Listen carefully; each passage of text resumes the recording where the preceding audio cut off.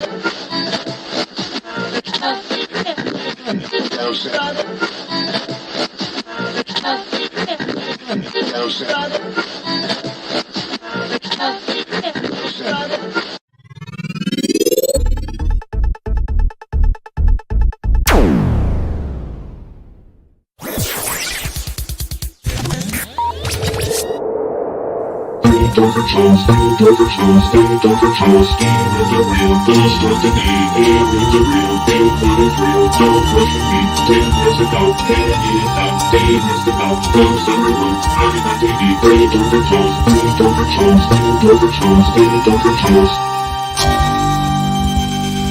what you say or we'll get you there.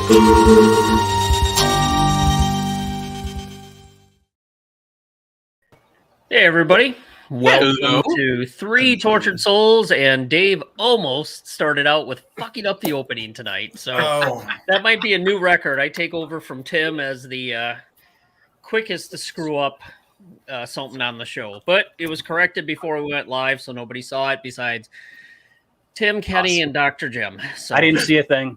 He didn't see. That's a good guest you have there, Kenny. Very good guest. He saw nothing. He's got my car keys. I have to be nice. Yes. Play nice with Kenny when you visit. So yeah.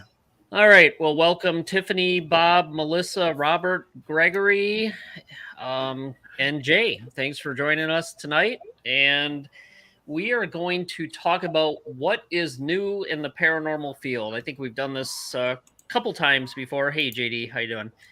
We've done this a couple times before, and sometimes we have videos, news stories, books, journal articles, a variety of different things that come up. So we will see what the three of us have found to share with you that's new in the field. So that's my opening comment. I'm going to turn it over to Kenny and Dr. Jim for their opening comments. Dr. Jim, would you like to go first? What he said. Okay. So with that, first, everyone, I want to welcome Dr. Jim. He is visiting out of town. We hung out at Fort Mifflin last night with the ghost hunting or ghost guild. That's it, the ghost guild. So John without an H was there. He was here earlier today. We were hanging out. And Dr. Jim has decided to stay and hang out and do the show with us. So awesome. And get a cheesesteak. Cool. And get a cheesesteak. Yes, he is no longer a cheesesteak virgin. Excellent. Yeah, nice. How did you like it? Was it good? I had a nice big one. That's the way to do it if you're going to get a cheesesteak and call it a nice big one.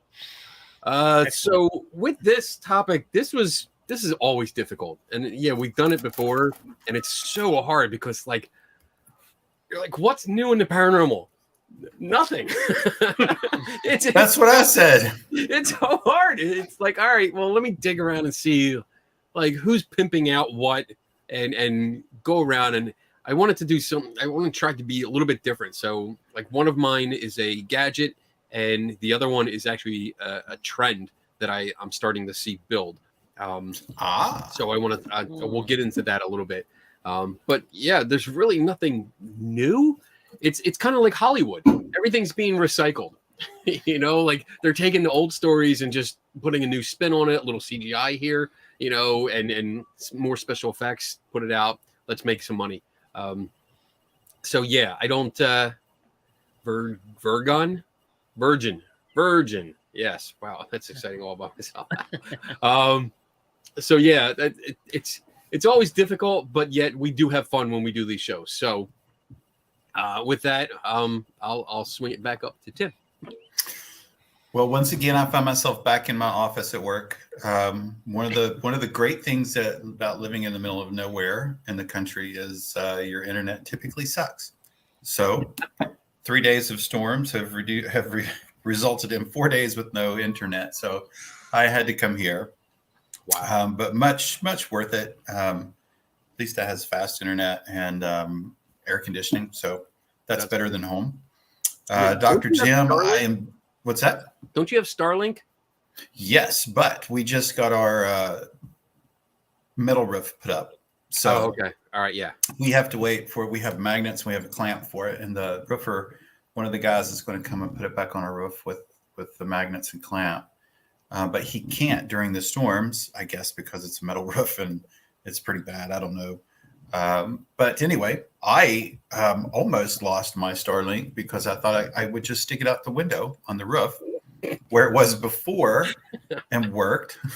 But the plastic and the metal was a low friction coefficient, and my Starlink started to take off down the about shit myself.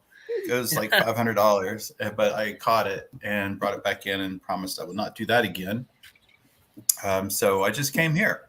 I want to say I'm so happy to see Dr. Jim. It is so awesome that you're in here. It was so good seeing you last year. It was so nice talking to you and getting to meet you. I love your shirt. Absolutely. I keep saying that. After I saw that posted, I actually went on Amazon and started looking for the shirt because I want to get one. So yeah, something new in the field. We had this conversation, Dave and I, just a little bit before.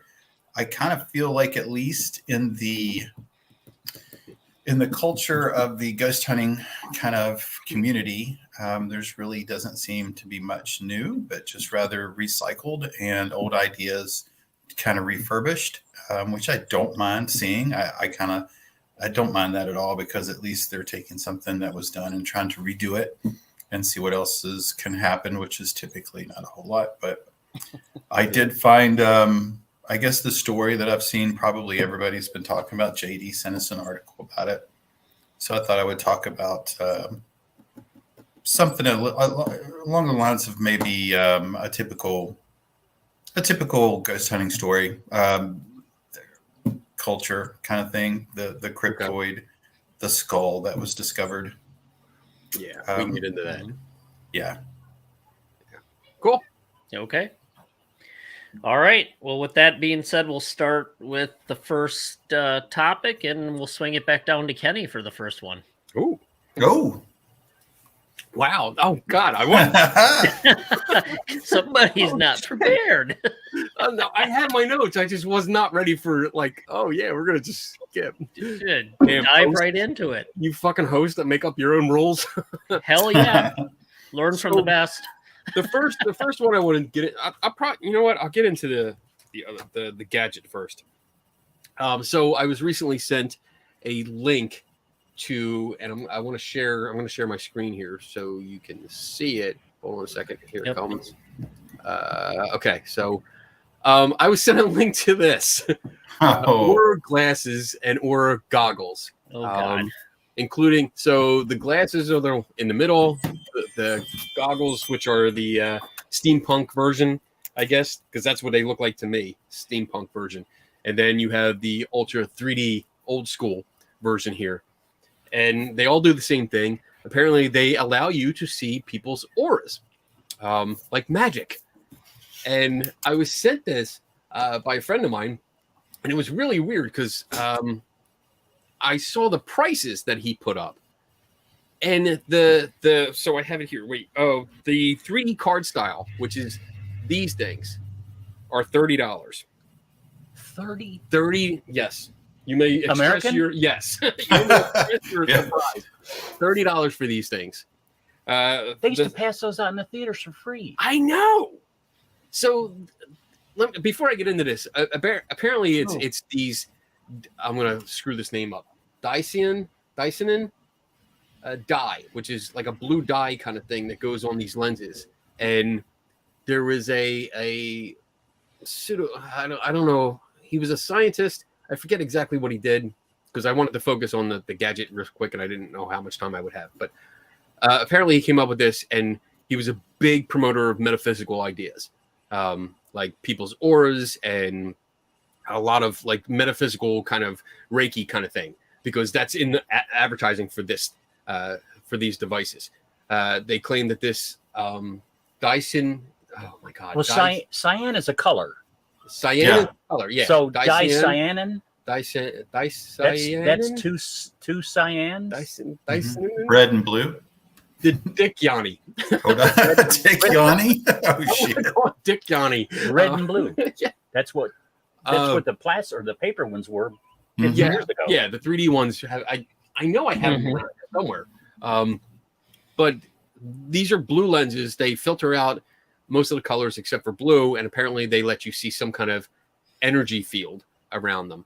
Now there's videos, there's pictures. Like this is a picture that they took through one of the lenses, and the video is not really clear. I can play it if you want to, but it's not really that good. And it really looks like it's just shifting the light. It's a novelty. It looks like a novelty item to me, and it really reminds me of the advertisements we used to see in the back of comic books. Yes. Seriously. Especially the 3D version. The X-ray goggles. Yeah, the X-ray X-ray, goggles, where it's just like chromatic shifting of the light that's coming through the lenses, and it just gives you that funky distortion. I don't see anything except testimonials. There's a metaphysical research blog, and honestly, to be honest, I was scared to go into it because I was like, I don't have a lot of time. I don't know what's going to go into this. But I mean, what really caught my attention was up here: proven to work. Over 1,000 positive customer reviews online and captured video footage. So that was the proof that they have. And you know what? I'll play the video and just see what happens. Aura here. glasses. Oh, See auras I didn't share the audio. instantly. If you want to I see can hear it. Yeah, it's going. even without any prior spiritual development, you can do so with AuraView's Aura glasses. I've been a paranormal investigator for over 10 years, and I'm part of a ghost hunting group. We visit lots of places and use all sorts of equipment, and the Aura glasses are by far our favorite. Is he reading that off a cue card? Activity with the Aura glasses, they can be. What? Is he reading that off a cue card? That's what I thought. Watch his eyes. But he's a true expert, though. It doesn't. I like how they don't put his last name. And it looks like this is completely rehearsed. Hooked up to other gear, such as we recently mounted one onto our thermal camera during a visit to He a is reading it. in England. Look at his My eyes. guys were literally left open-mouthed from what this thing captured. Absolutely incredible, and for what they do, they are not at all expensive. The Aura glasses work by the use of a groundbreaking synthetic photothermal chemical compound. This unique compound is what helps to instantly highlight subtle energy fields which otherwise are invisible to the naked eye. I do Reiki treatments, and the Aura glasses are my main tool for diagnosis and healing. Couldn't do it without them. Honestly, when you look through them, it opens up a whole new world. They're a quick way to seeing auras without the need for years of self-development. They're amazing. Completely blew my mind away. The Aura glasses are available to buy from officialauraglasses.com and online marketplaces. It's official. Aura. Yeah, let me go back here. Oh shit! It was funny. One of the things I want to point out before we move on is that let's see about the Aura viewers. You go into here. There's very little actual about the glasses themselves, but what really caught my attention was the counterfeit versions of the official Aura glasses, and it's this line, the first line. Unfortunately, there are some fake copycat counterfeit versions. Like this reminds me of a very bad marketer. It actually reminds me of a guy that does ghost hunting equipment that I know that doesn't like me and wrote a blog about me. It reminds me of his writing because the grammar is so bad. But when you get to this claim, some claim to use real Dikyani dye, which is a lie because it is illegal to obtain and to use, and certainly illegal to sell. Which brings up the point of how can he sell this if it is illegal? And I did do some deep research. I looked into it a little bit. It is not illegal. It is not on the U.S. government's list of prohibited chemicals. You can, as a public, buy this chemical. So there is nothing against you yourself buying this. So I don't know where they get this idea. I think it's based on, from what I could see, it was other metaphysical sites that were promoting this idea as a selling tactic. As in, like, you can't get this chemical anywhere, and we make our own version of it, and we can sell it. That's what I get out of it. So with that, I mean, if you guys got comments, I know JD had a question about this. He does have a question. I'll put it up there. JD asks, how would you test these glasses against what kind of control? I mean, for one, I want to see actual footage because this is a thermal camera. They're using a thermal camera, and I think they're viewing the LCD screen through these glasses. So the glasses aren't showing you anything except a blue tint in this case, because everything you see on that screen is exactly what you would see on that screen. There's nothing different, at least not in my experience. And I've played with several versions of these FLIR guns. So, and 79 degrees is about what you'd expect from the back of a jacket. Yeah, because it looks like he's got a jacket on. But it seems to filter out just the colors. I mean, you normally have that range of colors from like white hot to like blue for cold, and then you have ranges in between with orange, red, and various colors like that. But I think that's filtering out all these colors. I think that's all this is doing. So is it like a cheap version or a glasses version of Carillion photography? So go ahead. No, I don't know. Carillion photography requires high voltage. That's right. Real high voltage. Carillion photography, what they do is actually attach electrodes to them, and they run a current through it. And what you're getting is like electric corona. It's almost discharge. like a corona or plasma. Yeah, that's right. It's a plasma discharge from the item itself. When you're using like metallic objects, you get it's a discharge because it's dissipating the current that you're putting into it. But when you're doing something like a leaf, it is evaporating the moisture that's still in it, and that's what you're getting that discharge from. As far as I know, like I'm not an expert on this, so feel free, please, to look it up. But yeah, but isn't that? I mean, the Carillion photography is supposed to be taking pictures of your aura, though, right? So that the concept would be similar, that you're trying to see the aura. I don't think so. The idea, I think. The idea and the execution is different. So the idea, is to see some kind of, it's a different kind of aura. Like this aura that they're talking about is a natural, like your oh my God, energy, your energy flowing. Everyone drink. Cheers. Cheers, Dr. Jim. I got to drive home, so be careful. That comes off of you naturally. Whereas the Carillion, and I keep saying Carillion, but it's not right. That's the Star Trek term. Carillion. Kirlian. Yes. Photography is actually applying a charge to it, and you're getting the discharge from that.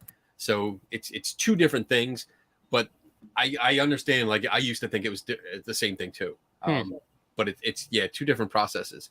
And again, like this, from what I see, simply from this video, it's nothing but a blue lens. Or a filter, a blue pass. So a blue pass filter. So it allows blue light to come through, but that's it. It doesn't allow like red and green to come through. So that's all I could find on it so far. I'm gonna look into it more. I'm actually gonna bite the bullet and I'm gonna buy the 3D glass style because I am curious, and I think this would be a good video to make because it's interesting. And I mean, I don't want to spend $30 because, I mean, you can look. This website sucks too. It just sucks. It's just but they got 5 stars. $30. They got 5 stars because they 5-star review by the person who owns the website. Right. Low cost entry model. So that's what. Low cost entry model. Entry model. What the hell is an entry? You know what's funny though? Like these goggles are $80. So these ones are $80. What? I have these. You can get these at Halloween stores. They're nothing but steampunk goggles. Yes. With different lenses in it. Blue lenses. That's all it is. So that's my gadget. That's what I wanted to put it. Oh, it's hand polished. See that? Ooh. Hand polished. And it's lightweight. That's where the magic comes in. The hand polishing. Yeah. Oh, you can unscrew it. That's what mine do. I have these exact ones. So all I have to do is buy the lenses. So So there you go. That's what's coming across my feed. And the reason I picked this is because I didn't just get this once. I think this is the third time that someone has brought this up to me. And it's interesting because apparently like this has been out for I think the main page was like copyright. There's an 04 copyright on it. Yeah, 2004 right there. Jeez. So it's been out for quite a while. But I haven't heard about it before. Well, except for the comic book advertisements, which I've known about since I was a little kid. X-ray vision. Yeah, I still have them. I love them, man. I thought I was seeing everything. Oh, there we go. Bob solved it already. Debunked. Or it was Dr. Thank you. That's it. Yeah, who's debunked in 1912. Yes, 1912, the British Medical Journal. Yes, thank you. That is the doctor that I looked up and I saw. I just didn't write it down in my notes. But yeah. So there you go. That's my first item. And comments, questions, you know. I have a question that's my very first thing that comes to mind.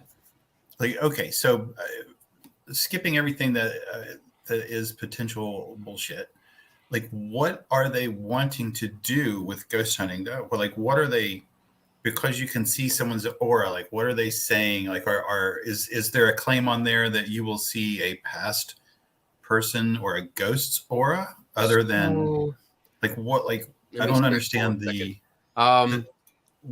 application in ghost hunting. Like I hear them saying ghost hunters are just loving it, but what is that? Like what is the claim to do? So the guy that sent it to me, he sent me two advertisements that he saw, and I'm gonna throw this up here because this will answer your question. And let me see if I can blow this up. I can't.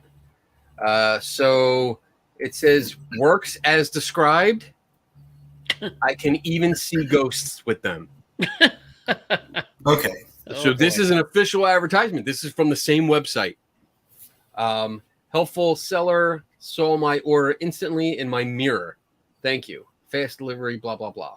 And so that in itself, that's one claim that's out there. And it's in quotes. And again, we go back to the original thing and it says proven to work because they have over 1,000 positive customer reviews and captured video. But my big problem is during the video, the alleged Reiki master, Reiki is what I call it. Reiki. I keep messing that up. Probably because it doesn't exist. It's that Reiki master is saying that she uses it as her primary diagnostic tool. So she's using these fucking glasses to look at people and say, you have a problem here. Exactly. And I'm going to fix that. That'll be $29.95. You know, that's what's really bothering me. No, Bob, the dye is used for spectrochemical research and astronomy. So the dye has an actual use. Okay. That I get. And yeah, hey, next time we should bring the person on the show and ask him all about this. I would love to. That'd be a great idea. I would love to have questions with him or words with him. The first one is, how the fuck does this work? I don't, it doesn't give you, it doesn't tell you. Let me guess, there's no physical or physics explanation for it. No, it says the aura viewers present the human aura as a semi-invisible light blue thin band of energy surrounding the physical body. Oh, energy drink. Someone, Tim's Tiffany, Uber home. Tiffany said I'm going to need an Uber by the end of this. I'm going to need a commercial in about 4 minutes. This method is easy to carry out by an individual without access to another human being because they want you to look at your hand first. It's limited. The appearance is limited compared to that of a fully developed natural clairvoyance. Like the grammar in this website is horrible. Wait. Full-blown clairvoyance. What are they mixing topics now? So they're talking about the appearance that you see through these glasses is perhaps limited compared to that of a fully developed natural clairvoyance.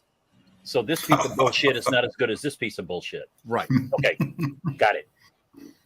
Yet it is profound and wondrous to behold. Holy cow. Oh my God. Yeah. So, but this doesn't actually tell you how it works. It just tells you that it works. But I mean, this person obviously doesn't even know what clairvoyance is. Yeah. I mean, it's That's what it things looks or like. events in the future beyond your normal sensory contact. So what? So there is apparently there's user instructions that come with it. Oh, I'm sure there are. Drink heavily and then put these on. User instructions are Followed followed. exactly. Oh, it is utmost importance that the user instructions are followed exactly as advised. Well, when he puts a capital at the beginning of a sentence and then puts it yes, it is very it's justified very confusing. middle. But he's sure to make sure you have links and trademark markings on his titles here. Bob So has the fake version. $13 on Amazon. oh, that's awesome. All right. Oh, I'm Therapy totally glasses. getting that. Chakra. Excellent. Oh, That that's was awesome. fun. All I'm right, gonna, so there you go. All I'm going to right. guess that the filters have something to do with the light bending around an object. I don't like. I'm just trying to like That or figure out. enhancing some sort of reflectivity or something. I don't know. We'd have to look at what the dye does and how Right. it actually is used. Normally, that would probably tell us what it's doing by looking at yourself in a mirror or your hand. And I Wait a want to minute, see if all you're getting is blue light, though. my problem is that this is raw footage captured through the thermal imaging camera with the aura glasses on. Both of these are from a thermal camera. Thermal imaging, which is going to have a whole different look if you're looking Yeah. at a monitor that's giving you a thermal image through some other glasses with a dye in it. These And the fact that it's got a bullseye and a temp on it guarantees that it's thermal. this is the LCD screen And on that's the what back of the gun. that's what he's saying is proof that this works. So Okay. both of these pictures don't show you what you see. This is showing you when you look at a monitor from a thermal camera. That's what it's showing, Well, and that's bullshit. But I'm still going to get that. I'm going to get the cardboard one. this one's new to get me, new so I'll color. give you a gold star for finding something new, I guess. Absolutely. I am halfway through this. I was kind of like, I'm glad you didn't find this earlier this week, so that we could have just sit around. It would have And been a whole topic. I bitched mean, about it. we're a half hour into it, so this Yeah. would be a good one. Sorry, guys. All right. I'll say we all get it, and then we wear them for the show. No. And talk I would about see way too many energy fields. I can't handle all that energy. I don't have enough alcohol. All right, Ugh. I'll stop sharing here. Here we go. All right. Look at All right, I'll go next. So this will be a short one. I posted this before, and new book that came out, The Science of Life After Death. It's a Springer Briefs in Psychology. Obviously, Springer publishes and has a bunch of different academic journals. I'm about halfway through it. I know the comments on the Three Tortured Souls Facebook page is, wow, that's an expensive book. How much Yes, is it? it is. $50 Oh, that's not for bad. an 85-page book. But really, it's no different than the old college or grad school days of going and buying textbooks. Highly specialized books are expensive. try 150 to 300.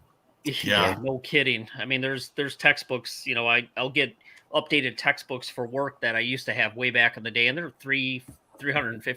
It's ridiculous.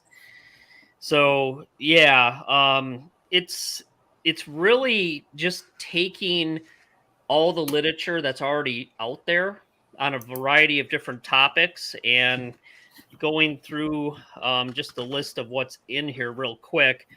The chapter, the idea of survival, the history of religion and philosophy, setting the scene, addressing the main arguments against survival hypothesis, what would constitute evidence for personal survival after death, which is actually a pretty interesting chapter. It lays out what you would want to look for if there was some sort of survival of consciousness. And then they talk about the best available evidence for life after death. Of course, they start out with mediumship. I kind of blew through that one. Near-death experiences and out-of-body experiences, reincarnation, then the weight of the whole body of evidence of life after death, which I thought was pretty good because they make the point of not just looking at one thing. Don't look at just ghosts and hauntings. Don't just look at near-death experiences. Look at all of it and see if there's commonalities and what the best explanation is for all of it.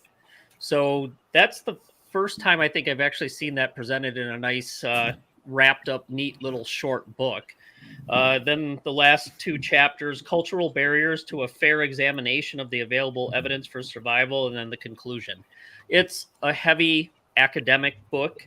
Most of the pages, probably, I don't know, I'd have to count them, 25% of the 80 some pages is references to scientific journal articles. Wow. Like that? It's a lot. So it's pretty, I think it's actually, so far I'm halfway through. Like I said, it's pretty good. I think it's a really nice, concise review of what is out there right now, and the argument to not look just at one thing, but look at everything as a whole and try to figure out what the most reasonable explanation is for that data and that information. So it's not bad. So I'm looking forward to finishing it. Maybe we could have a book review on it at some point on the show. I know that was recommended. So Awesome. What was the part about the references? I swear at least 25% of the page space is references. Well, if everything you're saying, $50 to have access, or at least a list of references. I'm sorry, you're like $50, and all I could think, I started singing $50 to make you holler. To do the wild thing. We get paid for the science thing. I'm sorry. I mean, with that concise information, I mean, maybe $50 isn't that much. It's really not. And if you really don't want to pay $50, you could get the ebook version for 30 or 40. Oh, that's not bad. It's not too bad.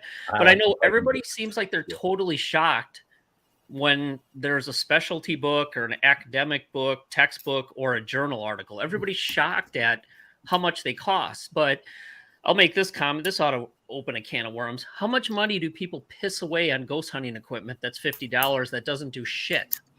Like Aura glasses. Like Aura glasses. But you're right. You're right, and I'll definitely defend that to you, because it's. I mean, you spend so much money on junk, pieces of shit, because you saw it on fucking TV. Yeah. And instead of getting a book that really analyzes, and the thing is, it's not. I don't find that expensive. I really don't. I find that pretty reasonable, because the amount of time that those authors took to go through all of those studies, compare everything, and to bring you the information and the summaries, all of it, that takes a long freaking time. Even just the list of references. Yes, the references is the what references I love. alone. Yeah, and that's, you're talking about a very small niche. Yeah, it's not going to be like, this is not going to be on the New York Times bestseller list. No, it is just not. So yeah, I mean, I didn't blink at all. I actually thought you were going to say like $125, because I've seen stuff like that, and once in a while I have paid that much money for a book because I wanted that book, and the information was valuable. Yep. So yeah, I get it, and I don't think that was expensive at all. For a summary and having an up-to-date summary of what's been published in the field and what's actually scientific studies. I mean, if you agree with the conclusions of what people found or not, that's a whole separate story. But if you want a nice summary of the state of the field, this is actually a pretty good book so far. Can you hold that up again? So yes, sir.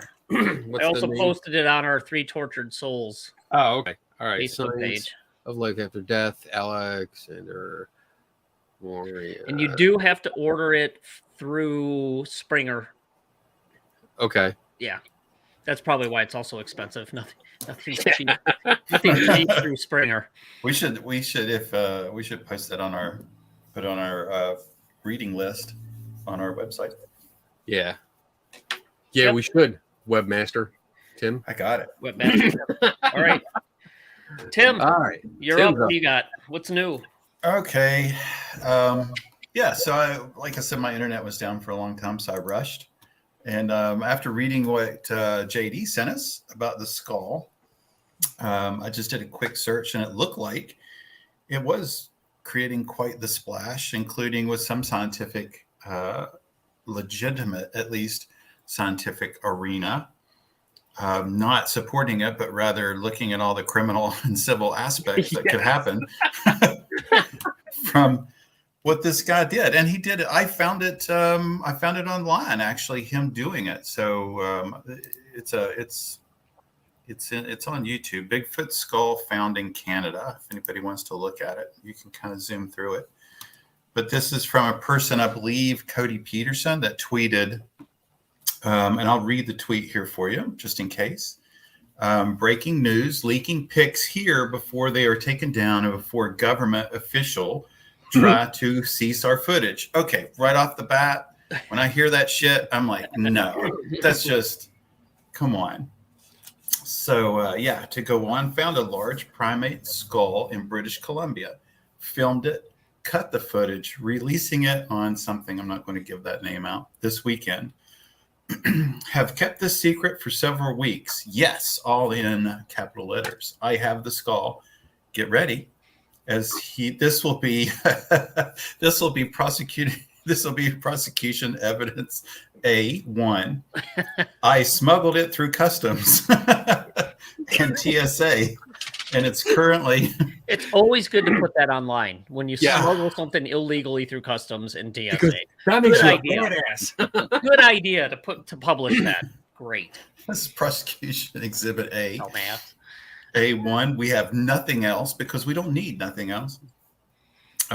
So smuggled it through customs and TSA, and it's currently in a secure location awaiting a primatologist review. Absolutely unreal. That's probably the only truthful sentence in this paragraph. We thought it was a bear skull when we found it. I can 100% guarantee that it's not. That is probably also another true sentence in this. The skull was found partially buried underground in deep back forest ravine after a massive storm in the Pac Northwest, where clearly a bunch of trees and earth were disturbed. I'm sure these pics will be taken down, as will probably the video by government or park state officials. But the skull is safe. I don't know if it's what you all think it might be, but I cannot explain finding a primate skull, sorry, my West Virginia's coming out, skull in the in the Pac Northwest without wondering. What do you believe? I believe you're going to jail. So, yeah, like I said, I in the video, he clearly states what he thinks it is, and he clearly states a Bigfoot skull. Okay. And at least he goes, could this be a Bigfoot skull kind of thing? And Okay. so right off the bat, the first thing I found when I started looking at, I tried Google Scholar, but they wouldn't even pick this shit up. So I had to go to like Live Science and stuff. So according to Parks Canada, Peterson violated the National Park General Regulations and the Canada National Parks Act if he discovered a skull in the national park in Canada. The regulation stated that removing a natural object in a park without a permit and trading either live or dead animals were against the law.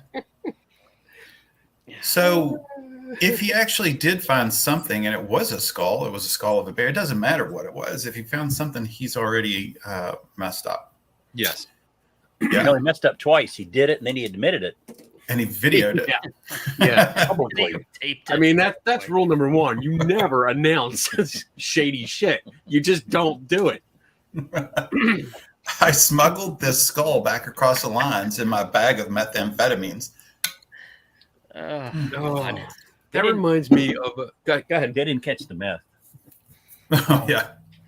That I don't know if you're reminds just me- going to say it. There was a gentleman a while ago that you and I both know that I don't like. Oh, that narrows it down. Yeah, that claimed to have a Tibetan ceremonial knife that he found on an archaeological dig and that he brought back to his home where he cleaned it in his little kitchen.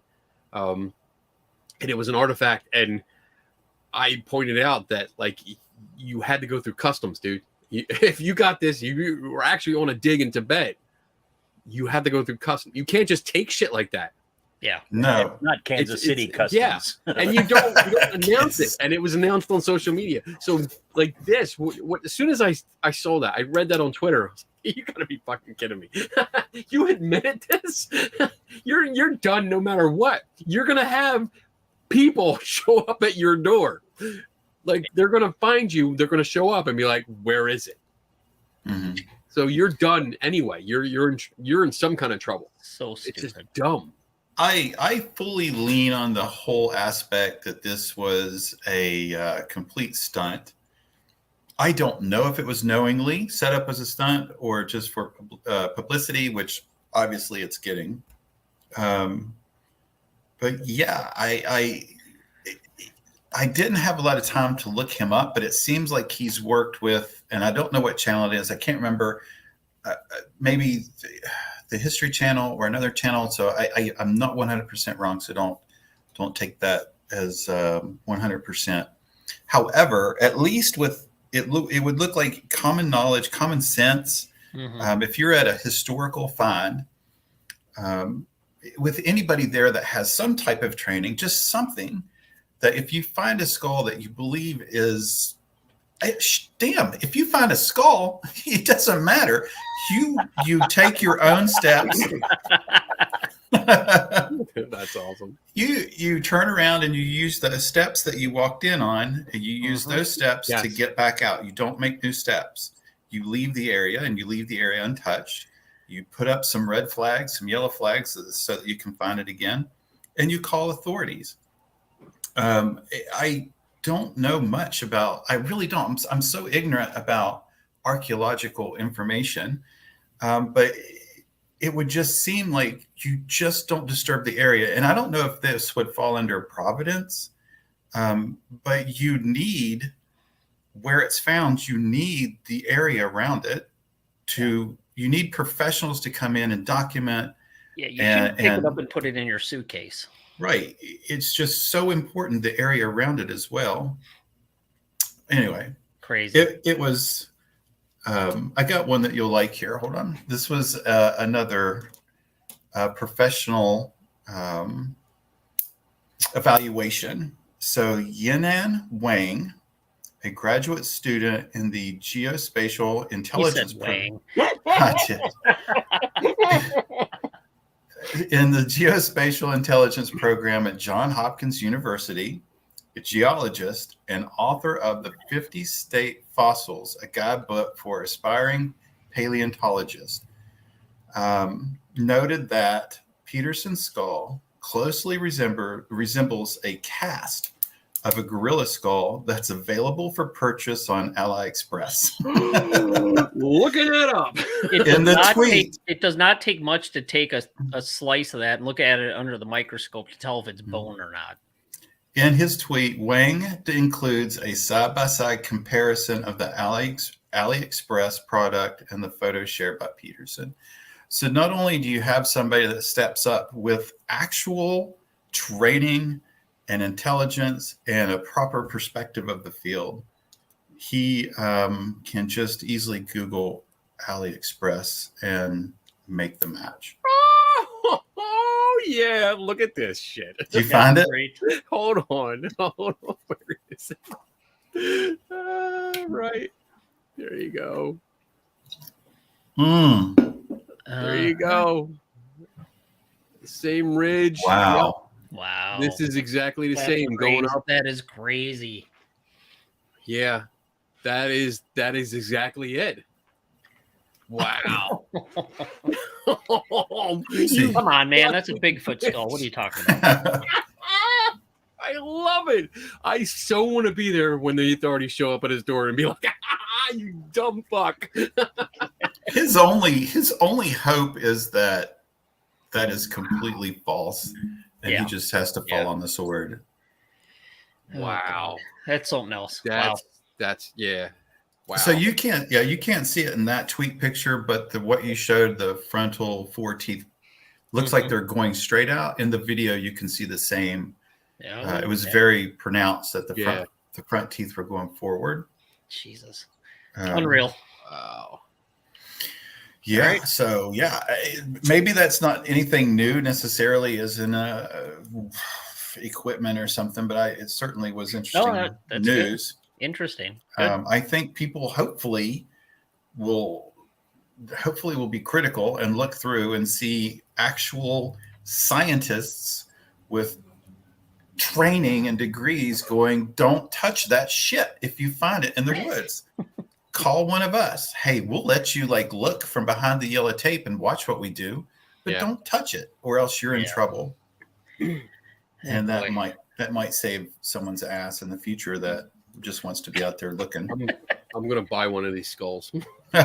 This is the most expensive show you've ever had. Kenny's already spent at least what, $150? $50 book.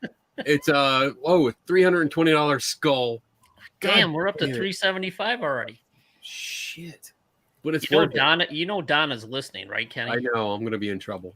Yeah. She's going to come marching up there, take your credit card. The camera is going to go blank. Dr. Jim's back. I have a buffer. I'm going to push him in front. Sacrifice him. All right. Well, that was a good one, Tim, and something else Kenny can spend some money on. Yes. Thank you, Tim. All right. We're back around to Kenny and Dr. Jim. I think we tried to give Dr. Jim homework, but he told Kenny just to cover for him, right? Let's be careful there. I had about a 4-hour window to look at some stuff up. Hang on. And I opted to grade midterms. Yeah. That makes more sense. Kenny couldn't understand it at all.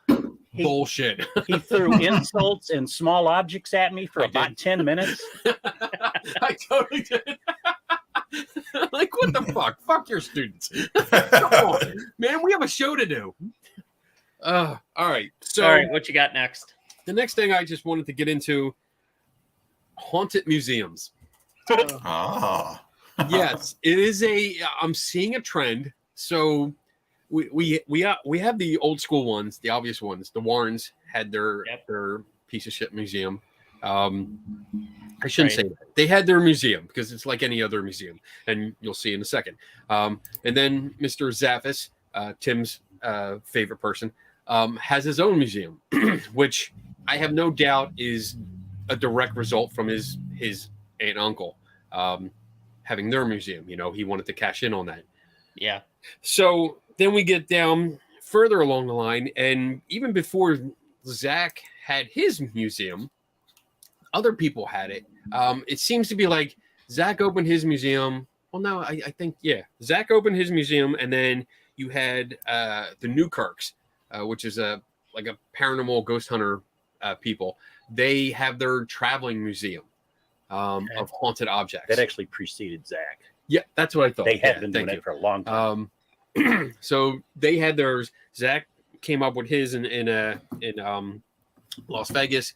You have Brian Cano, one of my favorite people that have, he's a parapsychologist, Dave, that traveling kind of museum, which honestly sucked because it was mostly poster boards.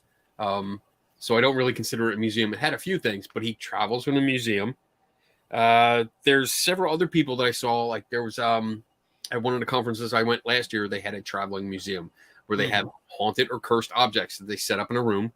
And then we have the Paranormal Couples, which is Cody Desbin's, one of the guys that I've investigated because he put out the ghost hunting cat balls. Feel free to laugh all you want. And his girlfriend, Satori Halls, Jason Halls' daughter, they have a traveling museum. They go around to conferences, which will be at the Para-Unity conference coming up that I'll be at. And then yes, as Donna pointed out in the chat room, I have a museum which has allegedly haunted stuff. And it seems what is your criteria for placing stuff in there, buddy? So, friend,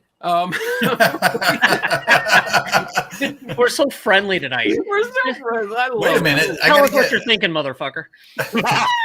I gotta get my pal, Bud. All right, Bud, dude. Peace. So the qualifications for mine. Wait, let me finish my thought. All right. we'll get back to that. Spit, bitch.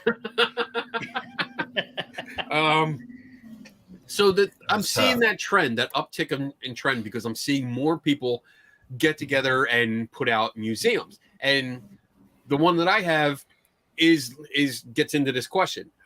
Mine's more for education, as in like, hey, we can take ones with claims that are testable and we can actually test them and see. And that's what they say on the little, I guess, placards that I would call them, the little paper information things that I have with each item. I tell you what the claim is, and if I have tested it at that time, I tell you, look, I did this, I did exactly what they said you should do, and nothing happened.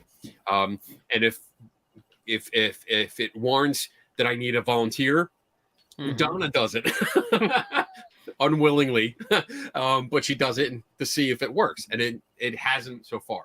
So I guess the question is that for me, I put items in if people give me a story.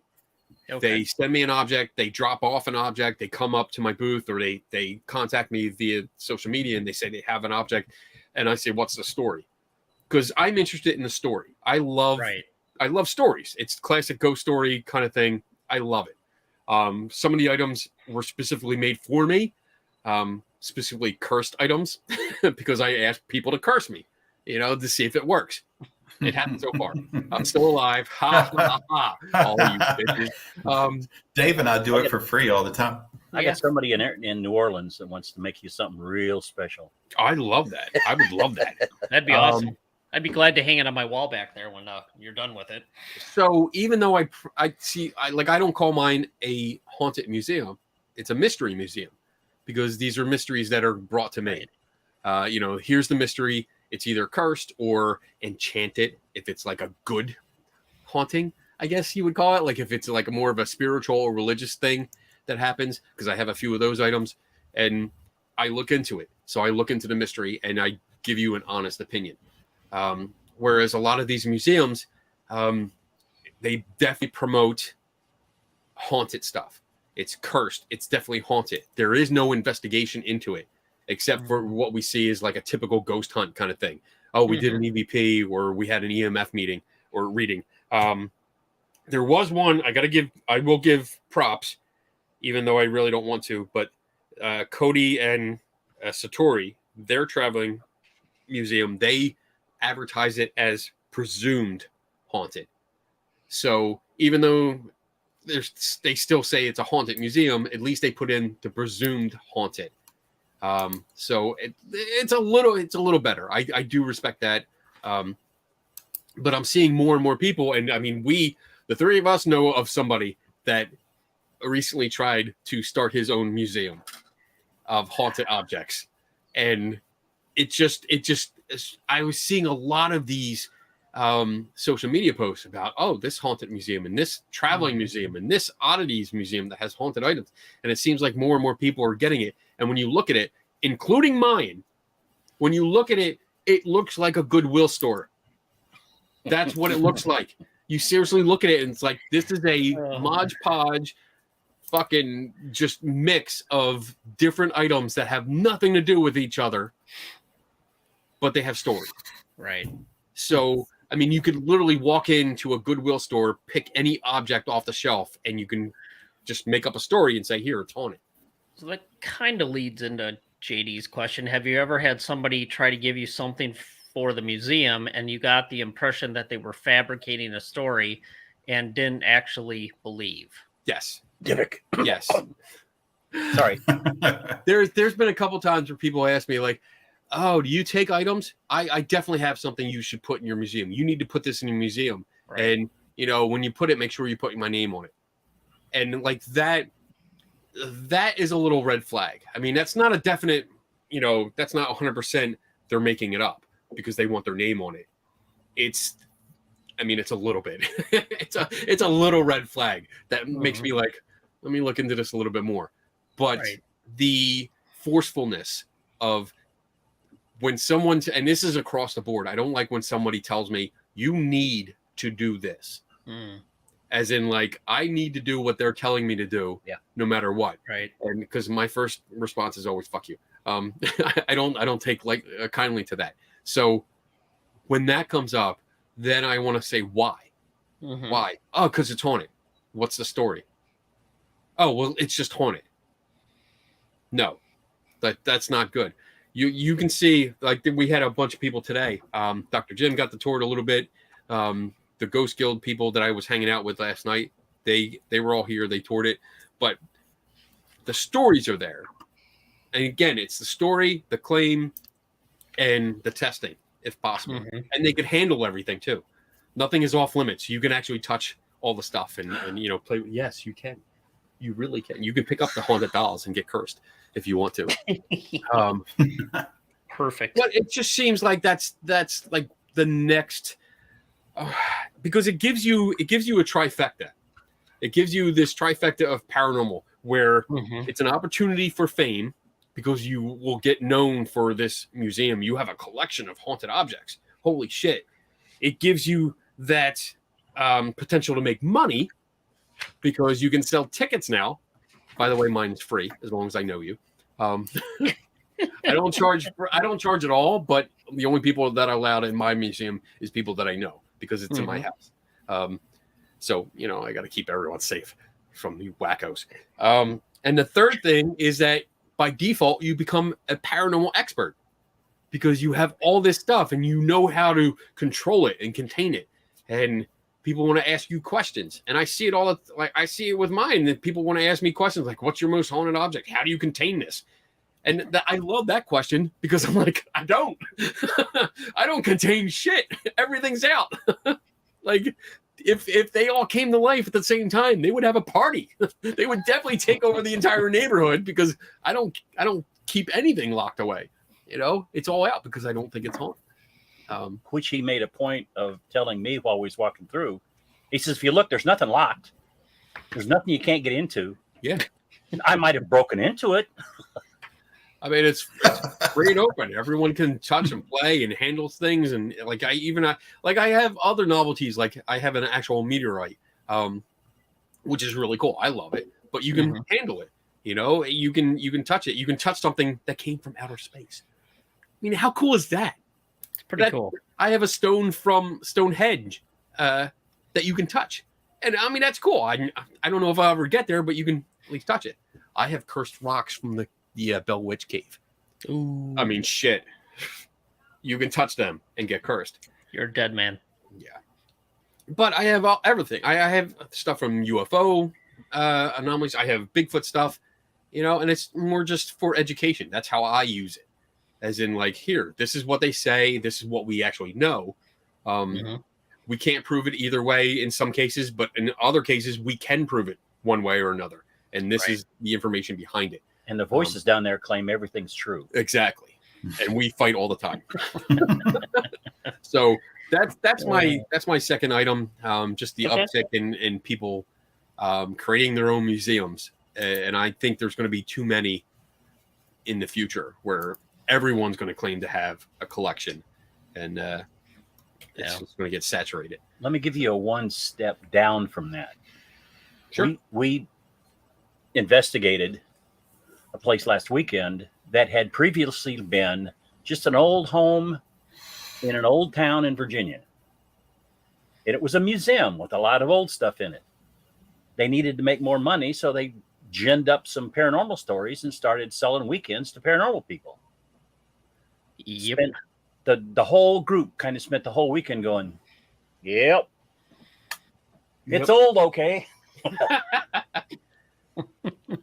But the trend that I honestly expected to see, I expect to see paranormal to have peaked long ago. Something keeps redoing it, whether it's teenagers watching your buddy Zach or whatever. Why are you going to go there? Your buddy. Because. All right. Good enough for me. I got no argument. Good enough. Yeah. But it just seems to me that part of what's keeping things going is obviously marketing on TV. Yeah. But part of it what keeps going is people saying, well, there's still a little bit of money left in paranormal. What can we do around that? Right. There's actually quite a bit of money. Yeah. Paranormal tourism is huge right now. There's actually people writing papers on it. Why is it such a thing, and why does it stick, and why do so many people get into it? It's actually a topic this of show is research so these important. days. I drove 660 miles just to sit right here. That's right. I rest my case. I didn't charge them a dime. Just gas and food to get there. There you go. And beer. And beer. That's a small price to pay. Exactly. True that. All right. I'm good. I can do the next one, then we can discuss if we want to break or not. So I know it's going to be a shocker. Journal article. What?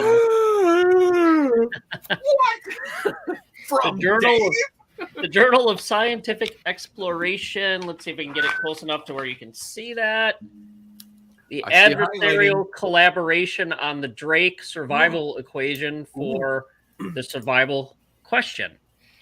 Which this was interesting because we all know that believers and people on one end of the spectrum will tell you that there is evidence. There's lots of reports of ghosts, hauntings, near-death experiences, mediumship, information obtained in anomalous ways, reincarnation. So these two authors, what they said is, okay, one of them is more on, I would say, the believer side, and the other one is more of there's natural explanations to all this stuff, or it's a mental process, or other things that can be easily explained. So what I'm going to do is I'm just going to read the abstract real quick, and we'll be done with it. You can look at this up. This is should be open access. It's platinum open access, so you can go to the Journal of Scientific Exploration, and it was in volume 36, number 1, spring 2022. So you should be able to go and look at it. Grab this for yourself. No $50 article here. So he have talks fun. Real fast, so you can't write it down. Most likely, if you look at my Facebook page or any of the other ones, you can certainly find it. It's You didn't see it, but like you read that off so fast. I tried to type, and I was like, "Fuck." Okay, here we go. You ready? Dr. Jim called you out. Journal of Scientific Exploration. He's still on Journal. Hang on. Exploration. Yep. Volume 36, number 1, 2022. Volume 36, 21, issue 21. 21. Yeah, volume 36, number 1. It was published in the spring of 2022. So I'll just read this quick. The highlight, there is a sizable 39% gap between the added weight of reported evidence for an afterlife minus the collective power of common skeptical explanations. This finding argues for continued research on different hypotheses for anomalous experiences that suggest post-mortem survival of human consciousness.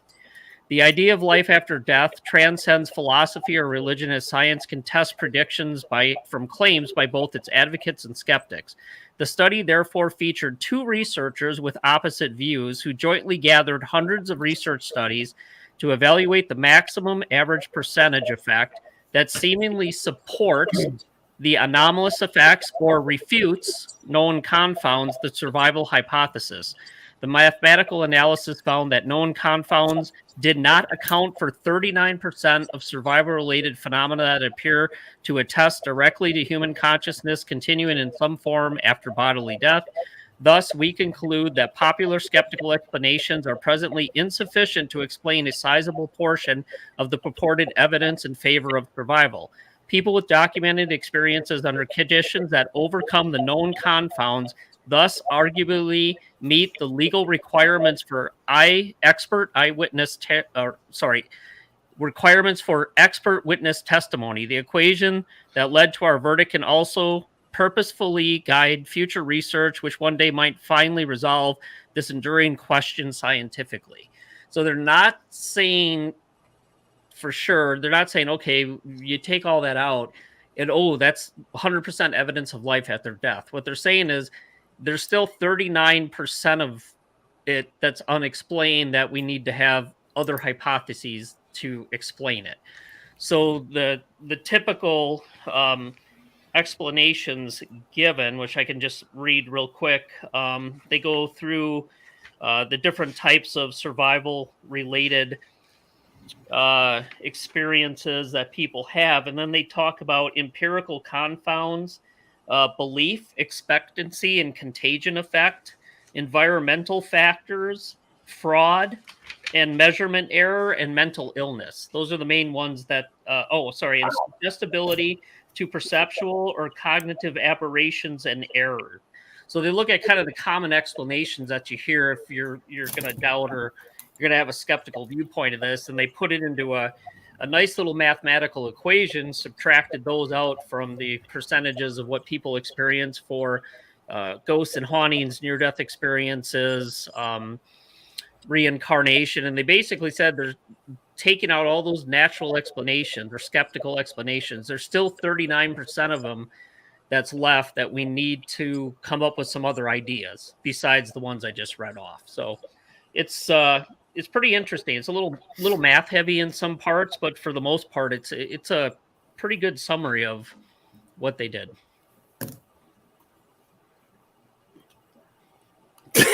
You left us speechless.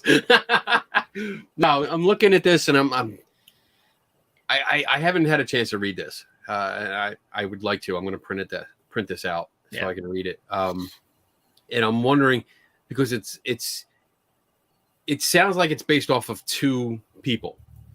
Like they went through and gave their impressions of either side. Well, no, they talk about the criteria they use to pick studies to do their analysis. This is not just their opinion. This is them going and looking at all the literature and pulling the percentages from that, and then pulling percentages from, let's say you say it's misinterpretation or ambiguous, or it's the environment. They went and found studies that would support what the percentages of that might be to explain these type of things. So one of them, James Horan, he's well published in the field, and he would be the skeptical side of this. Oh yeah.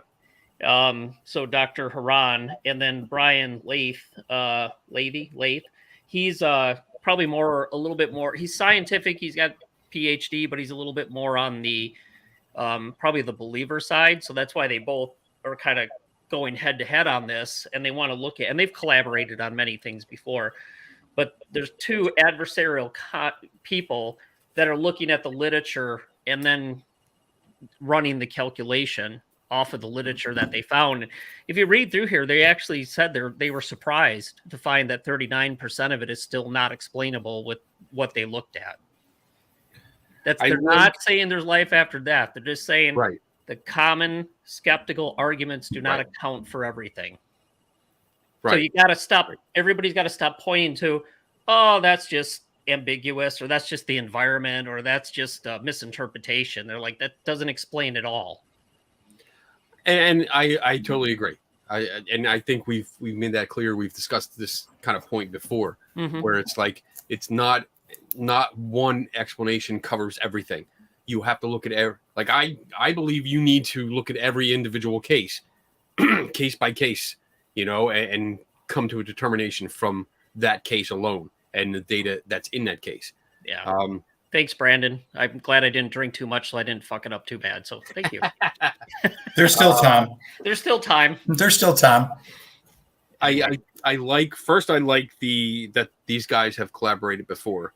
A lot. That's good. Yeah. I mean, that shows that we can work together. We're opposite ends of the spectrum, presumably, and we can still work together. I would love to see what the 30, 38, 39. That's in my notes. That's what I was going to ask. Yeah, I was wondering if the 39% still is listed. That's a total. So what they do is they ended up adding up all the general paranormal experience, near-death experience, hauntings, poltergeist, mediumship, veridical, anomalous experiences, and reincarnation. And for each one of those, the reported population rate, they then subtracted out the error factors that I talked about. And that's what they came up with, what they call the purified paranormal paranormal, they put it in quotes, paranormal percentage of what's left that doesn't get explained? I would be interested to see what that grouping is. Like, what are those cases and the details of that. I'm totally with, and I don't want to come across like I'm against or I'm being confrontational. I don't want to come across that way. So I'm trying to choose my words wisely here. I agree with what you're saying in your summary of this paper is, again, without reading the paper. But I'm curious because is there misinterpretations? Because I mean, I guess what I'm trying to say is that so many people, there's belief base and expectations, but then sometimes there's pure misinterpretation. Like people just simply misinterpret it, and it doesn't actually have to do with their beliefs. It's just, I mean, that falls into perceptual or cognitive aberrations or errors. Okay. All right. I mean, they go through and explain what each one of those are. And then, I mean, if you really want to get involved, there's 1, 2, I totally thought 3, Tim was frozen. 4, what is it? Oh, no, 5, I'm listening, taking notes. 6 or sorry, times 2, 12 pages of references. Yeah. They went through and dug through all the literature. So, I mean, actually, this is, I mean, that's kind of what it comes down to is, we got to find other ideas for debunking these experiences. The common ones just don't handle it all right now. Can I ask you a question on that? Absolutely. I hate to interrupt. Please That's do. what we do on this show. Yeah, well, that's all we do. I'm trying to be more polite than you guys are. Shut up. Flip them off, Jim. Go ahead. The last, because the way my brain works, the last thing you had up on the bottom of the screen. Yep. Because that's the reminder I need to what I was. My question for you three and for Brandon, skeptics need to do a better job of debunking. If the three of us are skeptics, just to make it easy, and we think we should be debunking, who are we debunking to? I mean, Joe Average investigator that's not going to listen to a word we say because we don't have 5,000 EVPs on our Facebook page?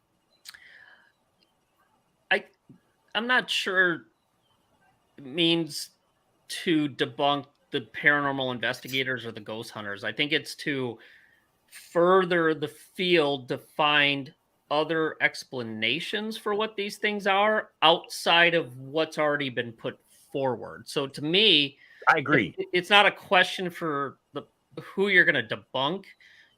And they have a whole section in here. What's the path forward? What should we do? It's meant to be built off of to find out what other research needs to be done and what gaps there are in the research to explain what these things are, because it's obviously, I mean, 39% is a big number to say, okay, we went through all the math and said we could explain. Don't forget, that means they can explain 61% with those things. Yeah. That's the one thing. But there's 39%. I think we all agree there's cases and things that that you can't explain at this time. And I think they've actually been able to mathematically show that based on what they did in this paper. They've actually mathematically shown that. And they were actually, it's interesting, you read it and they're like, we were surprised it was so freaking high. So I'm not sure we're trying to debunk the paranormal investigator or the ghost hunter. You're trying to open a line of research to understand what's leading to that 39%. I'm not surprised it's that high. It didn't really surprise me. And the reason being, that's what I thought. I actually thought that was more of a joke on his part. But it's like being sarcastic, like, oh, you know, skeptics need to debunk more or do a better job. That's how I took that. And debunking isn't part of skepticism. That's what happened. I always see debunking as a side effect. When and maybe I don't follow everyone's idea of what skepticism is, but to me, it's just, I'm not sure about this claim. I have doubts about this claim. I want to look into it. If it turns out to be true, so be it. If it turns out to be false, so be it. And that's how I look at these things. So this 30. Am I right? 39%? Is that 39%? Okay. Need I to just want find to a make sure I have the right number. different explanation. So that doesn't mean that they are, as you said, it doesn't mean paranormal. It means there is not a satisfactory explanation that we have at this time. And usually, at least in my experience, that means we don't have enough information. There's not enough data available to actually come to a concrete conclusion. And I've come across that plenty of times. I mean, that's why this 39% does not surprise me, because there's been plenty of times where someone has approached me with a claim, and there's just not enough information. I can't give you a proper answer. I can't do it. Either I'm not on site, maybe the location doesn't exist anymore because the building was torn down or something like that, or new owners, what have you. Circumstances have changed, so you cannot go back and investigate that claim. So it will remain unsolved. And it probably will, for most of these, will remain unsolved forever. This is a good point to make the difference between skepticism and cynicism. I mean, skepticism, healthy skepticism is good. Cynicism would be complete denial without even considering the data. Right. Yes. Cynicism is more like, to me, the armchair person, or the and I'm here's a stereotype. The guy, usually a white guy in their mom's basement, that's typing away with Hot Pockets right next to him and juice boxes on the other side, going, Juice boxes. "You're wrong. You're wrong. I know better because I saw a YouTube video. Here it is. Boom. There you go." That's what I see cynicism as. Skepticism to me is just having doubt about something and putting the work forth in order to to back up either your doubt and expose what the doubt is, expose what the wrongness is, or saying, hey, you know what? I did find out the information is correct. I was wrong. Right. Or not really wrong, but my doubts were unfounded. So here's the correct information. They were right. So be it. And that's it across the board. It's and somebody I think JD said it, but debunking is not my job.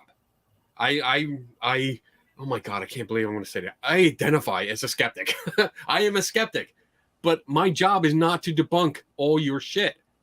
It's not. If you come to me and ask me for help on something, I will certainly help you, but it's not up to me to solve your problem.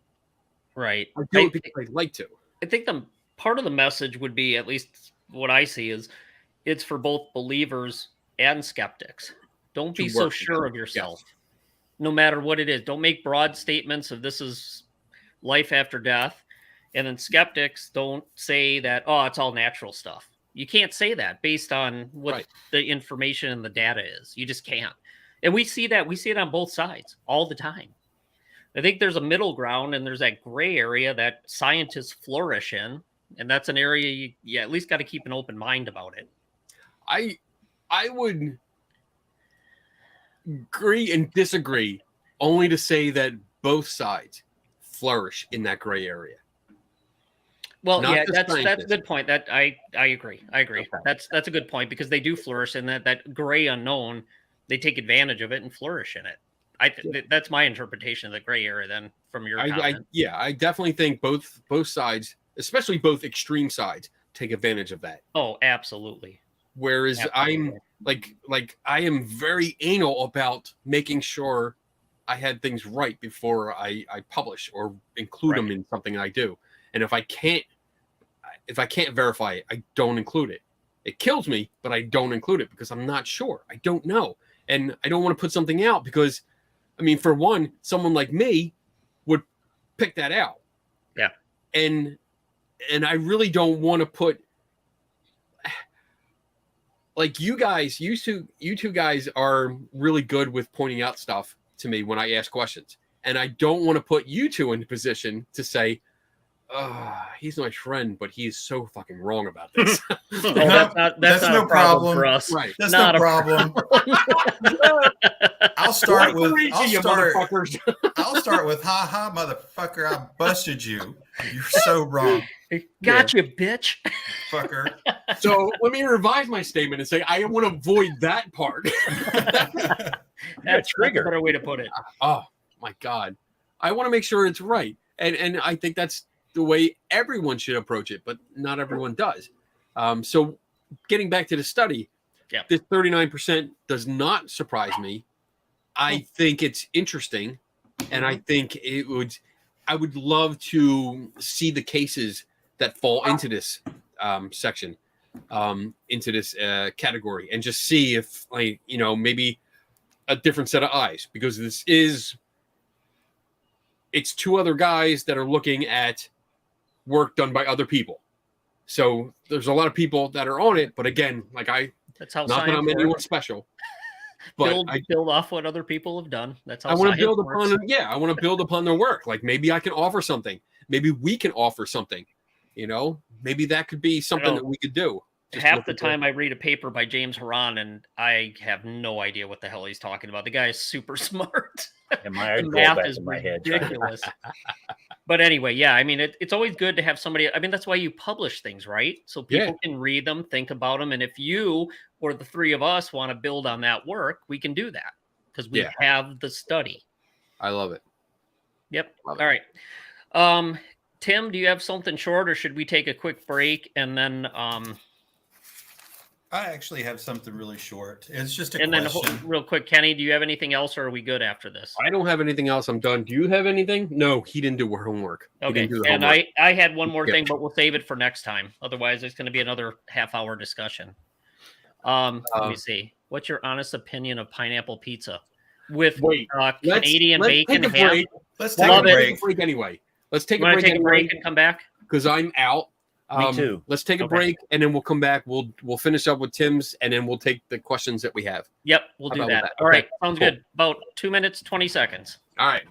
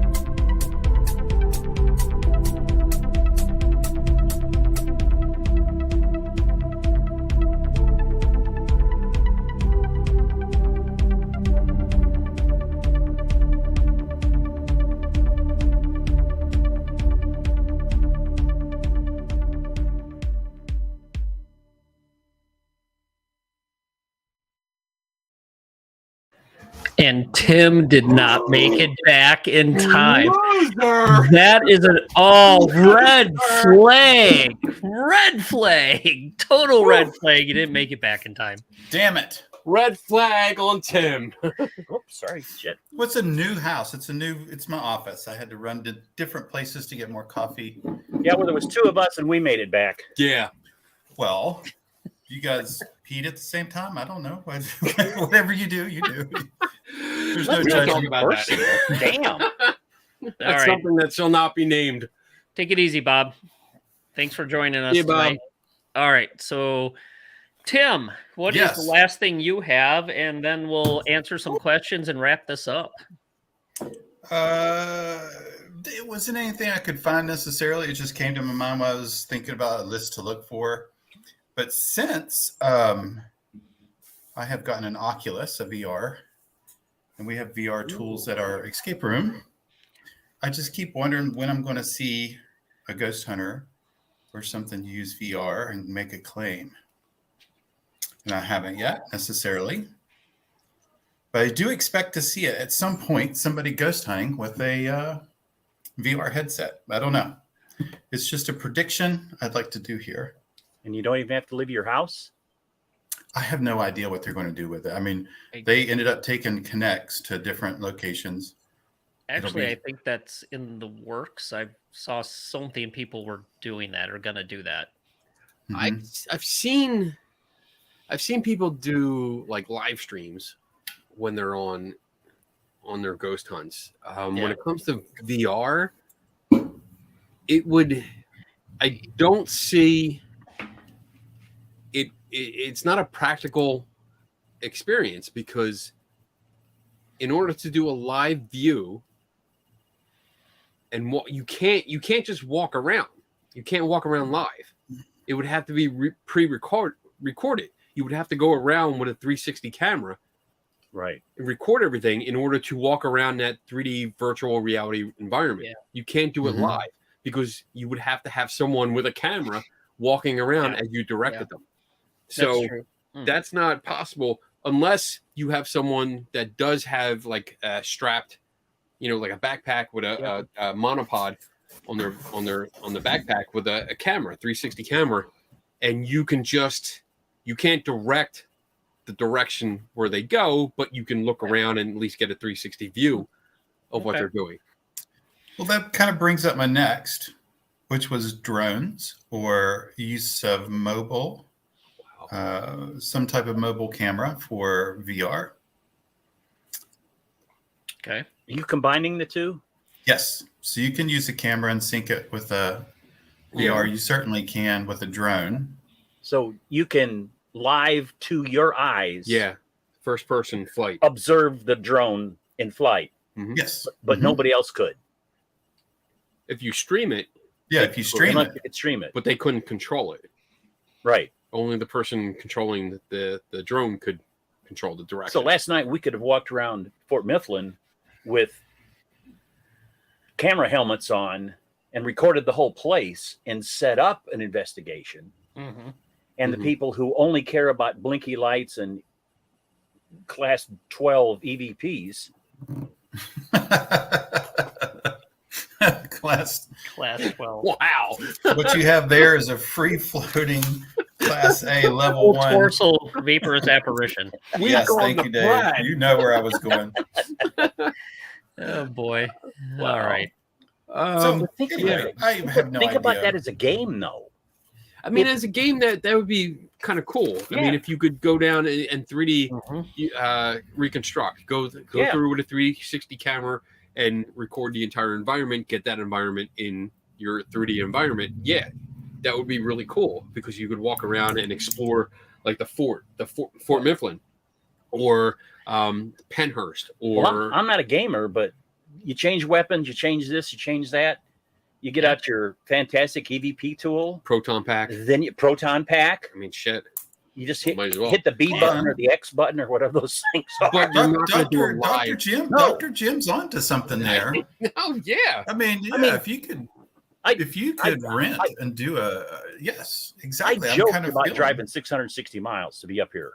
But he really did. I came up here to sit right where I'm sitting. Fort Mifflin was just around the corner. That was a peanuts. Yeah. He wanted to be here in the studio. Yeah. The 3GS studio. One of the corporate headquarters. All right, comment, and then we'll get to the questions. Jay says, I think maybe skeptics look at paranormal claims with critical thinking and science, no preconceived notions. If it was proved that ghosts or consciousness exists without a body, it is safe to say most skeptics would be ecstatic. Yeah, I mean, they do, but I wouldn't say it's just skeptics. It's researchers in general. That's what they do. I think we've talked about this numerous times, the difference between believer, skeptic, cynic, researcher, ghost hunter, paranormal investigator. I think that all wraps into, what you might be getting at here. But I think it's not just skeptics, it's scientists that are working actively in this field. I think everyone would be happy. I mean, well, not everyone. That's a general term. I mean, I think for me, yes, I would be delighted to find some evidence, concrete evidence of life after death. I would love that. I would really love that. That you have no idea how much of a relief that would be to someone like me. So I'm not against it. I'm totally for it, but I want it to be good. I don't want it to be the shit that we see week after week from amateur teams, from TV shows, from bullshit, things like this. I mean, before you really you can have concrete evidence of life after death. I think we still need to figure out and have concrete evidence is what generates consciousness. We know biologically what happens, but what allows, I mean, what's that thing that makes a thought, some electrical activity in a neuron? How does that lead to an emotion you're having? How does that lead to, the entirety of the human experience? And, it's what consciousness is and what you are. I mean, neuroscience, they got the physical mechanism, but I don't think they still have an agreement of exactly what makes you you. There's no universal theory of consciousness at this point. I mean, there's a lot of good ideas and it makes sense on a biological basis and a physical basis, but I think they still struggle with exactly what consciousness is. And then once you know that, then could it survive and what parts of it could survive? Right. I think if we could drop that 39% to 20%, or some number, that would probably satisfy a lot of our goals to explain the stuff that's currently. I mean, yeah, that's kind of what we're doing, right? We're doing that. It's more of a passion. I mean, the 39% that we talked about with that study, that we have to know what that is, what that entails. Yeah, because it covered a wide range of topics, and we have to really go into each case. And again, it goes back to case by case. You could do a whole show on that document. We could probably do. Yeah, you're right. We could do a whole show on this document, going through looking at some of the cases. Oh, great! And Tim, we could actually probably get Brian and Jim. That would be fantastic. I could get Brian for sure, and I think actually Brandon knows Jim and Brian very well, so we could hopefully have him hook us up. Challenge you, Dave, to get them to come on the show. Shouldn't be a problem. All right. Well, the gauntlet is laid down. I like. Might want to have a better challenge. Lame. Wow. Oh. All right, bitch. It's on. It returned back. All right. So, you know what, bitch? I'll go a little step further. All right. We're gonna go balls deep on this. I bet you a bottle of whatever you like that you can't get them within the next 2 months. You better put a dollar amount on that. 2 months. Is it one or both or? Yeah, the show. Yeah. Okay. Both. Get them both. All right. I'll start working on that. You have 2 months. Horan's UK, right? No, he's in the US. Oh, I was thinking he was in the UK. No, he's in the US. So is Brian. And actually, Brian is the one that working on that Citizen Edge Science project there. Right. Oh, that's good. And Brandon, which I'm working on with another project, he knows both Jim and Brian. So, Kenny, I'll get you my order quickly here. I look forward to it. I've got a book. It is well worth it. Of course, they might see your name and say, "Oh, hell no." We ain't heard of this guy. I'm counting on that. No. We'll work on that. That would be Okay. awesome. Actually, it'd be really cool for them to talk about that paper and how they did it and their thoughts on it. Because I think like this show, like a lot of people like, there's contrasting views, and you're going to get that out of those two when it comes to this paper. Absolutely. Yeah. So that'd be good. All right. Let's get through the questions so we can sign off and let Kenny and Dr. Jim go have some fun at the Tiki Bar in the back of Kenny's house. Easy. All right. Melissa, not paranormal related, but ghosts are stirring with the new events that have happened in the Emmett Till case. Opinions? I'll make mine short and easy. I have no idea. I haven't followed any of this, so I don't have an opinion. Tim, Kenny? I am helping Jade out. She Very had a question. old, black and white, right? 14-year-old African-American boy who was abducted, tortured, and lynched in Mississippi in 1955 after being accused of offending a white woman in her family's grocery store. Not paranormal related, but ghosts are stirring within It's a the 1956 hanging. I don't. Emmett Till is murdered history. All I see is like history. So, I don't see anything current, so I don't know what. Basically, I can give you like a sum up of what I understand. Okay. So it was if I'm not mistaken, I think he was a minor. It looks like under 18 that was falsely accused of either sexual assault or rape. Not really sure, but then was put to death or killed illegally. I don't know what exactly happened to him, but I know that he was murdered or killed for it. And then what had recently came to light was, I believe, this is all speculation, was from what I can remember. So during reconstruction or renovation of the courthouse, they found warrants for the person that falsely accused him. And that person is still alive. And so there is a question, even though that person is of a lot greater age now, should the warrant still be served upon the person that falsely accused him that led to his death? Yes. Dave, you're muted. So I am not 100% sure the accuracy of every little thing in there, but that is the gist of it. Okay. All right. So another question from Melissa. Question for all three of you. Would you ever go to Bobby Mackey's? Absolutely. Yes. Been there. Absolutely. Been there 3 times. Yeah? I have not. What do you think?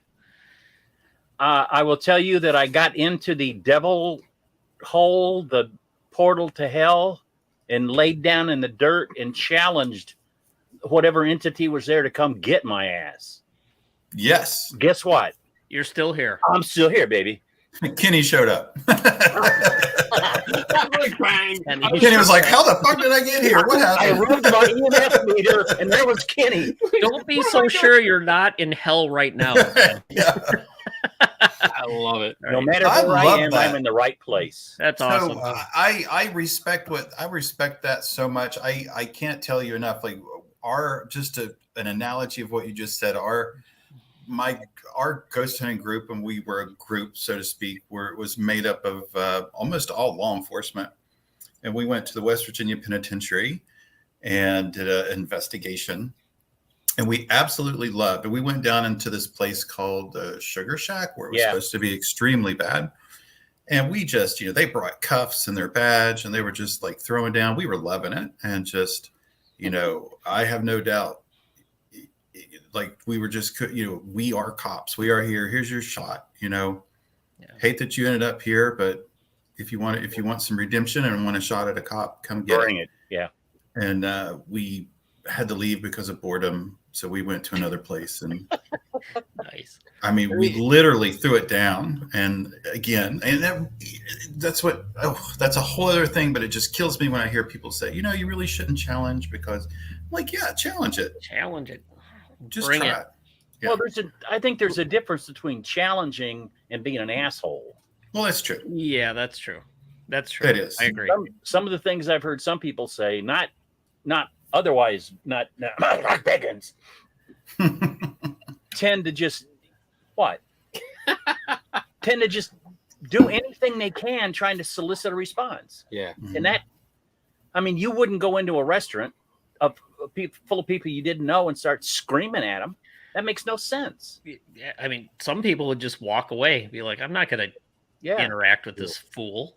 Look, I've been dead for 200 years. I don't need this shit. I'm out of here. Yeah, I can go anywhere I want. Why do I want to stay here and be put up with this abuse? Right. All right. Good point. All right. Question for me. JD says, Dave Schumacher, really? Because I thought TV shows were getting played out. Oh, this must be about the I think this paranormal stuff continuing and the thrust behind it. Yeah, the TV shows might be, but I'm telling you, I just saw another one which may have been on for a while with Jack Osborne. He's got a ghost hunting show now. And there's always another paranormal show. So are they getting played out in the number? Maybe, I don't know. But there's way more to it than the TV shows that are driving this. It's called the internet. It's called the conferences. It's called paranormal tourism. It's huge. It's not just the TV shows. And then you start looking at the movies. People like the whatever movies they were, the Annabelle and all that stuff. It's like that stuff driven by what's supposedly happened. But all that stuff feeds into it. It's not just the TV shows. I think there's a lot of other things going on there. Any other comments? Yeah, I got comments because I was just last night. Greg O'Brien, a friend of mine, he runs the tours at Fort Mifflin. He sent me a link to a major cable network casting for a paranormal show, and it's seeking out experts and investigators of strange phenomena, and it's to fill out a form for casting. So in regards to the TV shows, yes, I think they're played out. I think they are nothing more than cookie cutter shit like anymore. Yeah. It's just, but the only difference is the locations. If they go to a different location, and if they do it right, if the producers edit it right, they show the location and give you a little bit of history. Whether or not it's true is debatable, but at least you get to see a different location. That's the only reason I ever watched on my own, of my own free will. That's the only reason I watched some of these shows. But is it dying down? Is it playing out? No. Because I'm still getting requests. I got this. Yeah.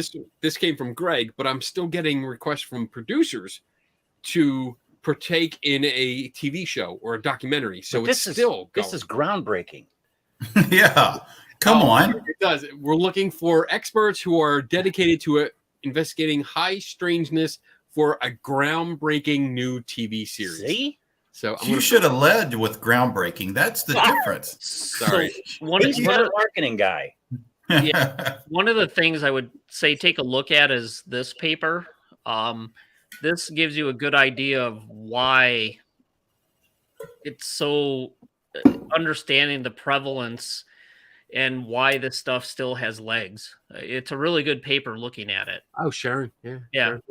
Yeah. And then you might notice some other names in there as well. Brian. Wraith, yeah. Yep. So I don't think you're going to get away ever from the fascination with life after death and ghosts. It certainly seems like historically the question and the interest has always been there. I think TV shows tend to be kind of playing out, but the general fascination and obsession for some with what happens after you die is always going to be there. Yep. I think the definition of playing out varies from the three of you to the average paranormal consumer. That's true. Yeah. Jack Osborne is on his 19th show now. That team from Tennessee Wraith Chasers. Yep. They had haunted asylums, and then it was haunted towns, and then it was haunted canoes, and then it was haunted trees. Canoes? Yeah. What? A whole season just on canoes. But they're the ones that used the C4 and blew up. I love Dr. Jim. Honestly, earlier today, man. Like we were out back, and we were doing something. I was complaining about yard work, and he's like, "Yo, I know where we can get some C4. Do you want some?" Yes. Yes. I don't care about the yard work. Just C4 is fun. Yes. Especially if you got a demon box. Oh my God. You always got to have friends that know where to get some C4. C4. Yeah. All right, Bob. And we're tagged by government officials. And this will no longer be. We're All right. If Zach Bagan's museum is actually haunted, why doesn't he do a live ghost adventures from his museum one night? What's he afraid of? Dave, thank you so much for doing that. I love that. I will say that he has done live shows from his museum, but they are incredibly. I won't say scripted per se, like there's not an actual script like line by line, but I have no doubt there's an outline of like what we're gonna do. It doesn't matter though. It really doesn't matter. And this is where I hate giving him props, but this is where his marketing strategy skills come into play because it does not matter at all. He is filming a live show from his museum where he's interacting with his haunted objects. So the people that are tuning in are full-on believers. They're followers. They're going to tune in anyway. And no matter what happens, they are okay with it. So, for instance, if he claims tonight we're opening the Dybbuk box and he doesn't, who has the car in the background? It might be me. Okay. All right. Well, That's sorry. like the third time we heard it. I was like, what the hell is that? Well, he said he's at work. He said he Don't works you live in the middle of nowhere? He works at a go-kart track. I'm at my office. Oh, no. Yeah, my bad. All right. I'm not. Yeah, I know. My emergency. Oh shit! I forgot I had court suit. Nice. Nice. Nice. He's got 2 suits. So, yeah, 2. I mean, some Two. people, I only have 1. I have one at home and one at work. So yeah, Yes, he understands that one stays at work all the time. Always. He's going to have people watching no matter what. And again, that's a credit to him. Like he knows how to market this shit. Yeah. You know, and that's the way it's going to go. There's no getting around it. He's going to have fans. So, Have you seen? Has any of you 3 seen his new show? Nope. which one? At the beginning of his new show, the new season, whatever it is, he calls his team on Zoom and says, Oh, yeah. "Okay, this week I'm sending you to Fort Mifflin in Philadelphia, and here's what I want you to do." And he sits back in his easy chair in his haunted museum and waits for them to report in via Zoom, and then barks friggin' orders at him just like he does when he's live. It's house calls. House calls. Yes, where he goes into people's houses and he doesn't go because one, I know he doesn't fly, like he absolutely refuses to fly, and 2, I think he's still like freaky about interacting with people. That's just personal opinion. I think that's what's going on there. But Okay. yeah, you know, I would love, dude, I would love to do that. Oh, hell yes. I would love to sit here and be like, hey, you know, Dave, Tim, I'm going to pay for you to fly out to this place. You investigate it, report back to me, and I'm going to take the credit for investigating that place. So you don't mind. I'm going to pay for everything. I'm one. When I hear people say Zach, if they, you know, the criticism of what he does with the paranormal is fully understandable. But when I hear someone say, "Oh, he's so dumb," I'm like, I don't think he's dumb. so. Like, No, he's not dumb. He's Marketing quite genius. Yeah, he knows. I think he's Knows very what he's doing. intelligent. Knows his Yes. customer base. So He bought a broken down haunted house in Gary, Indiana, ran a show, made a movie, made a book, and then tore it down. Yeah. Perfect. $35,000, and he got how much PR out of that? Yeah. Yeah. Mm-hmm. All right. He should. All right. So can you say that again? My cat's recorded. I have no idea at this point what You we're were talking about. So the sorry. journal website. So it was the Journal of Scientific Exploration. It's volume 36, number 1, spring 2022. Yes. All right. Thank you, Tim. I made a note because we kind of moved on. Yep. What's your honest opinion of pineapple pizza? Love it. This should be easy. Love it. With Canadian bacon. Good stuff. Oh, Sounds yeah. disgusting, but it's awesome. Don't knock it till you try it, bitches. It's, Only with Canadian bacon. yeah, I don't care Yeah, for not it. plain pineapple. Ugh. But I said my piece. I guess I don't like. It's I not my deleted your pizza. comment. It's not my pizza. So different people, there's a lot of analogies you could do with this, but different people like different things on their pizza. I'm not going to, if you want pineapple on your pizza, then you do pineapple on your pizza. That's, All right. It's, Well, that's settled. I love What else it. we got here? Did he still commit a crime if he bought the skull, though? if he bought, If he bought it, Even if he bought it, if he transported it across the border, he's broke the law. Yep. so that's Probably national and international. that's the trick here. If he purchased it and it was sent to him, I don't know if Oh, I'm still thinking he bought it if and he carried it. purchased and it was sent to him. I don't know if that. I don't think that's illegal. I think that because whoever the seller was, it falls upon them. Yeah. But if he bought it from a third party that just said, "Hey, I found the skull.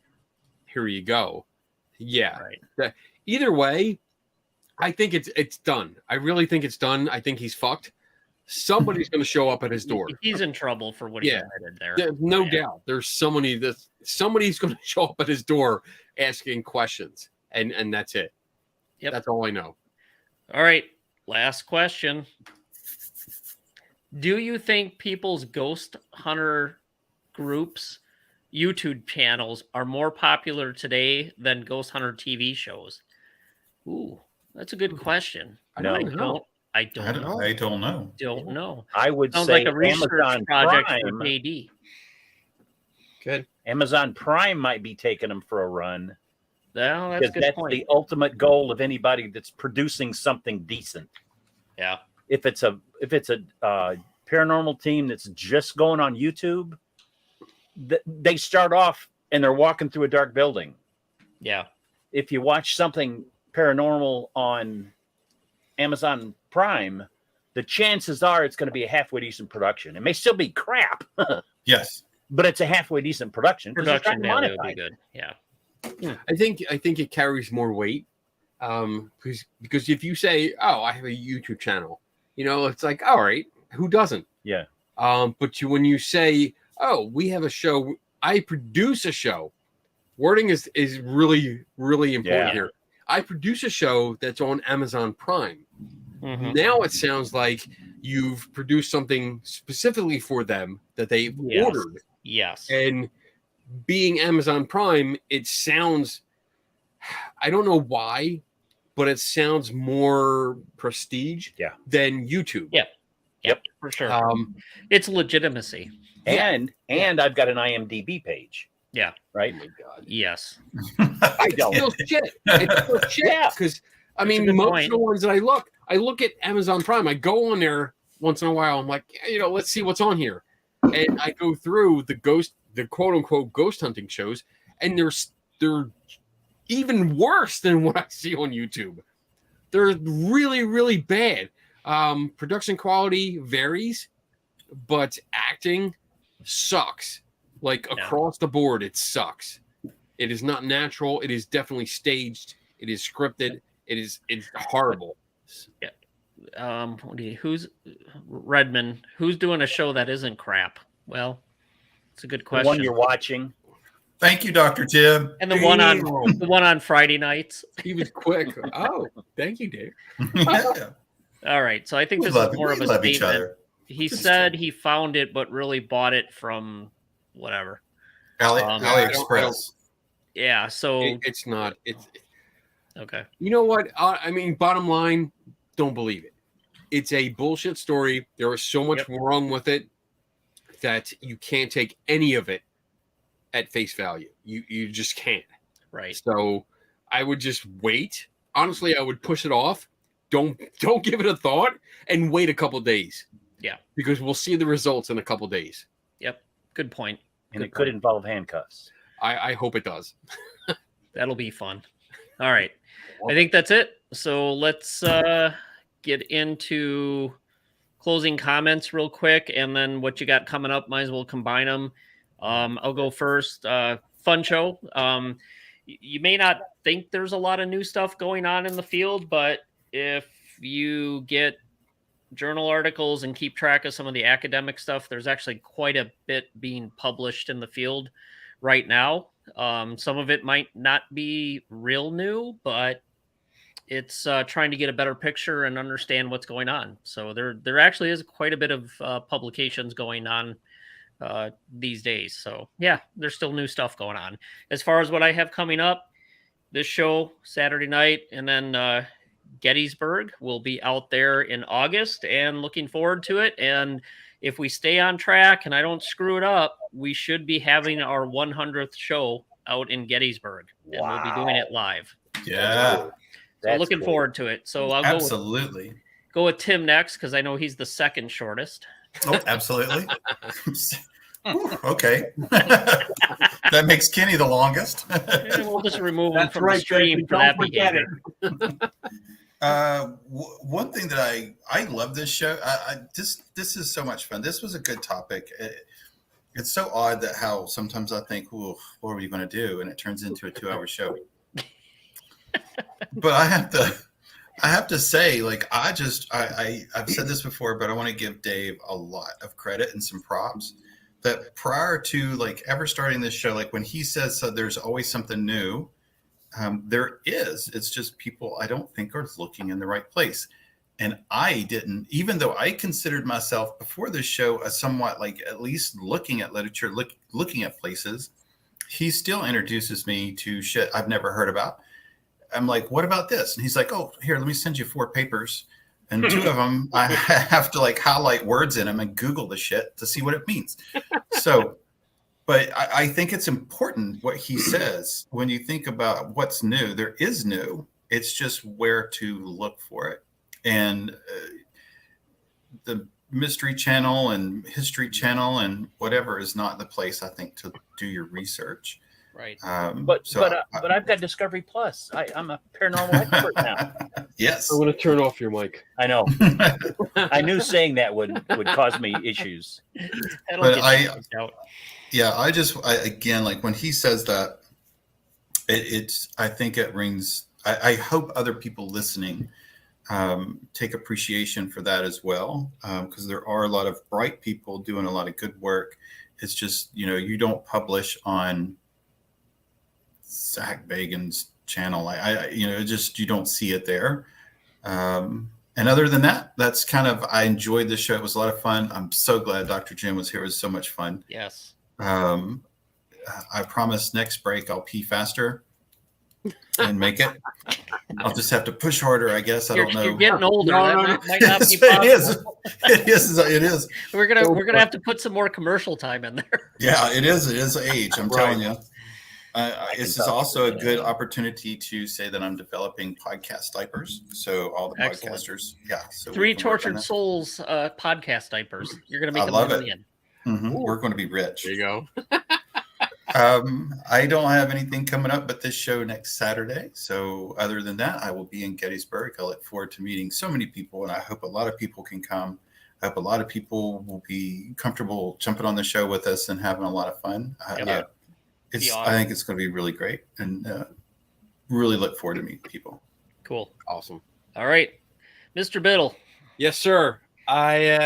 I too love this show. I love doing this with you guys because, again, I'm not kissing your ass, but I love the 3 different perspectives and sometimes 4 different perspectives that we bring to this show. And it's nice to interact and discuss. We have discussions about this stuff. We don't fight. We don't get butthurt. We discuss it from different angles. Rubbish. Even if that's a bad word, Tim. You're gonna get vickered, man. I know. But just having this discussion is just so much fun every week because it opens my eyes to different avenues, different pathways. Like stuff I didn't know before. I know we joke all the time about Dave and his papers, but dude, it really is fun. Like, I do print out his papers that he sends us, and I'm like, wow, this is interesting. You know, this is really cool. So I do appreciate it, and it's just it's fun. As on target with this, yes, I agree with Tim in your statement. Like, sometimes old is new again. You know, so we have old concepts that are revamped for new releases, new versions, new spins on it. So yeah, even though, like, I joke in the beginning, and I definitely said it, where there's nothing new in the paranormal. there is new stuff because people do put new spins on it, and we have to look at it. And unfortunately, like, although I do make the statement that it's not my job to debunk every claim, unfortunately, it does fall upon us, like people like me, people like you guys, to look at every claim, because those claims are put out there and people are asking about it. And unfortunately, some just don't have the means to investigate. Others are to be blunt, too fucking lazy to do it. So we do it, and we do it because it's our passion, and we love to do this. So I love looking into it, and I love looking into this claim, like aura glasses. What the fuck is that? You know, I mean, and then this uptick in museums that museums for everything that I brought up. Like, it's a trend that I'm seeing, and I'm keeping an eye on it because it's important. You know, I want to have information ready for when people ask.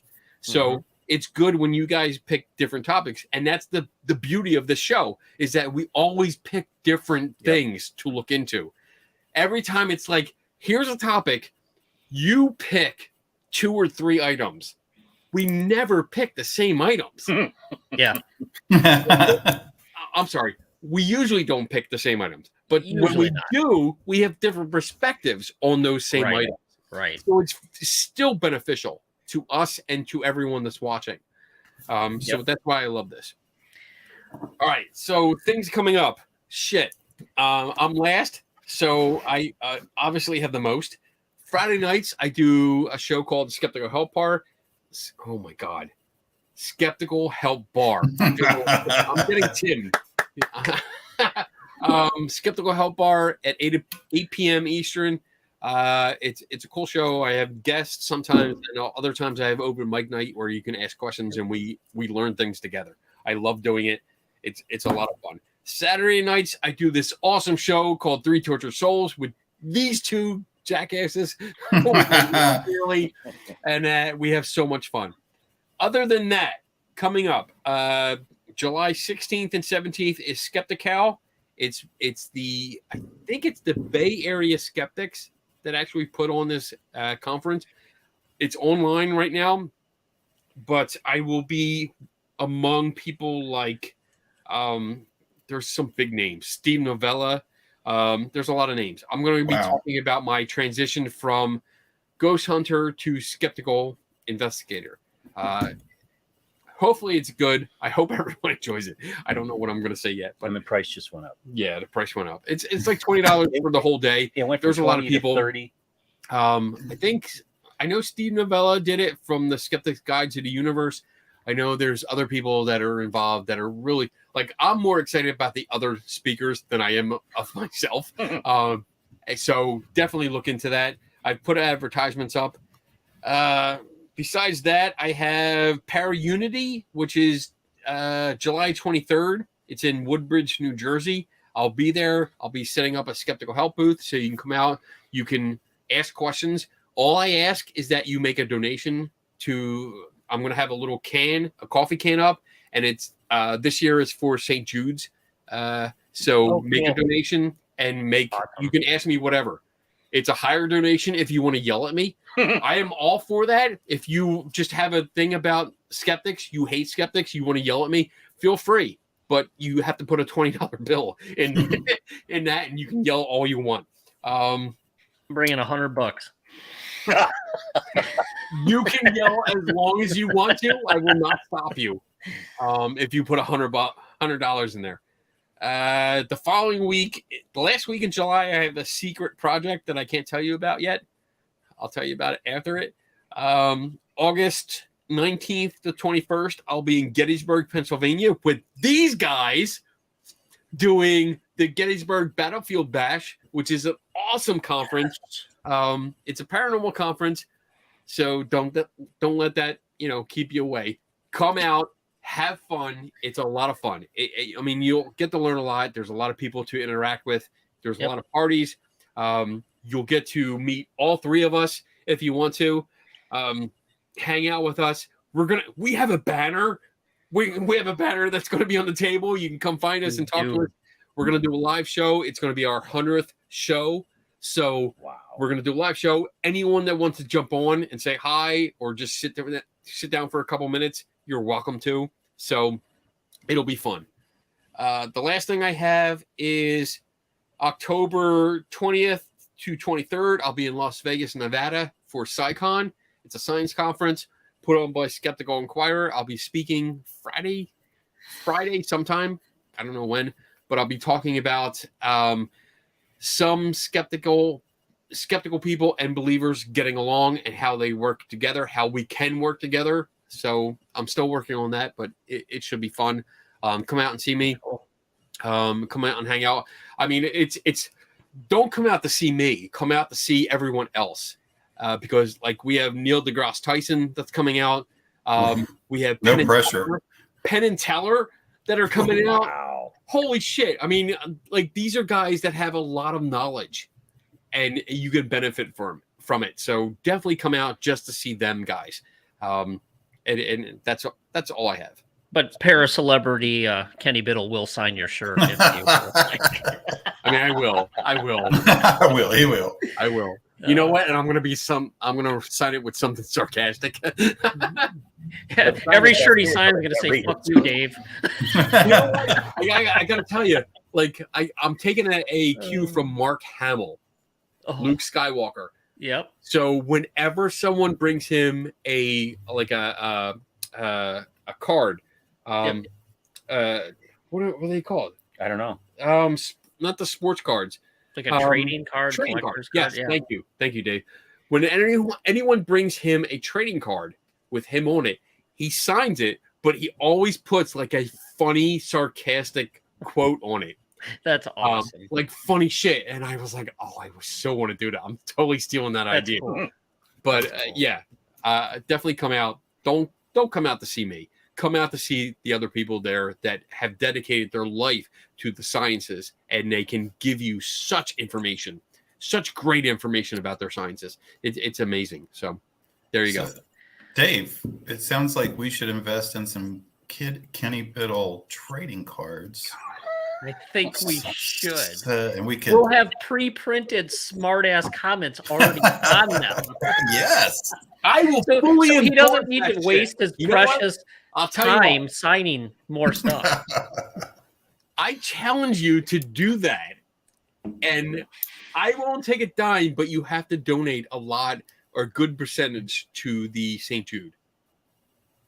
Okay. So if you can come up with some kind of cards to sell, by all means, I'll sign them and whatever, but the money goes to St. Jude. Yeah, for sure. Oh, yeah, for sure. I love it. Great idea. Let's talk about that after we close out. That's a good idea. All right, cool. All right, everybody. Well, thank you very much for listening tonight. We appreciate you all and really glad to have you join us on Saturday nights. I know Saturday nights in the summer can, maybe 2 hours. It's 2 hours that, maybe there's other things you'd want to do, but we really appreciate you joining us. And thanks to Dr. Jim for sitting in with Kenny tonight on the show. We appreciate that. Good to see you. Hopefully we will see you out in Gettysburg. And until next time, next week, take care, everybody. Bye-bye.